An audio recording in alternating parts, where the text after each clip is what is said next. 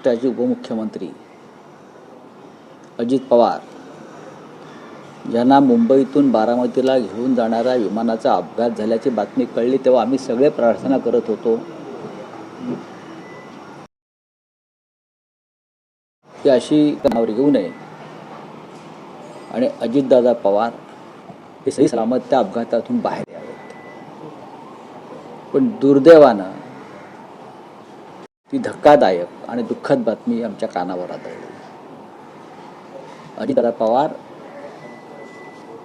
यांच्याशिवाय महाराष्ट्राचं राजकारण, समाजकारण हे बेचव आणि आळणी होईल। त्यांचं व्यक्तिमत्व गेल्या अनेक वर्षापासून आपण पाहतोय। दिलखुलास, रोखठोक, कार्यकर्त्यांना हवाहवासा वाटणारा नेता। त्यांच्या जाण्यानं महाराष्ट्रावर दुःखाचा डोंगर कोसळलेला आहे। त्यांचं बोलणं, त्यांच्या कामाची पद्धत,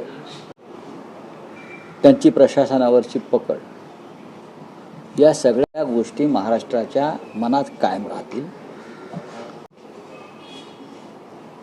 बारामती आणि त्यांचं एक नातं होतं आणि त्याच बारामतीमध्ये त्यांना मृत्यू यावा हा एक विचित्र योगायोग आहे।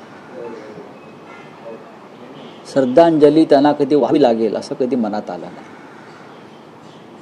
त्यांनी त्यांच्या पद्धतीचं राजकारण केलं।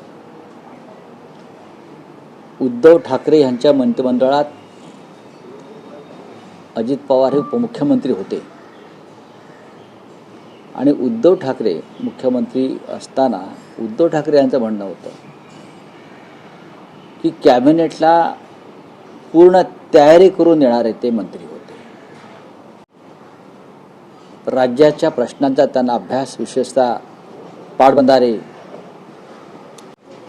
पाणी या संदर्भात त्यांचा अभ्यास पक्का होता। शैक्षणिक क्षेत्रात त्यांचं काम राहिलं।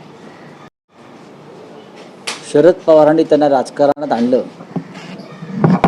आणि नंतर गेल्या 2-2.5 वर्षापासून त्यांनी शरद पवारांशिवाय राजकारण महाराष्ट्रात सुरू केलं। त्या राजकारणाचा असा अकाली अंत होईल असं कोणाच्या ध्यानीमनी नव्हतं। मी जे मगाशी म्हणालो की अत्यंत कार्यक्षम मंत्री म्हणून त्यांचा लौकिक होता। त्यांना मिळालेलं प्रत्येक पद हे राजकारणासाठी तर वापरलंच त्यांनी, पण कार्यकर्त्यांसाठी, जनतेसाठी, विकासासाठी त्यांनी वापरलं। त्यांच्या कामाच्या पद्धतीविषयी अनेकदा टीव्ही चॅनलवरती काही दृश्य आम्ही पाहिली। सदैव जरी त्यांच्या बोलण्यात कधी राग आला, चीड आला, तरी पटकन एखादे विनोदी वाक्य टाकून ते संपूर्ण वातावरण हसरं खेळतं ठेवण्याची त्यांची कसब होती। उत्तम वक्ते होते।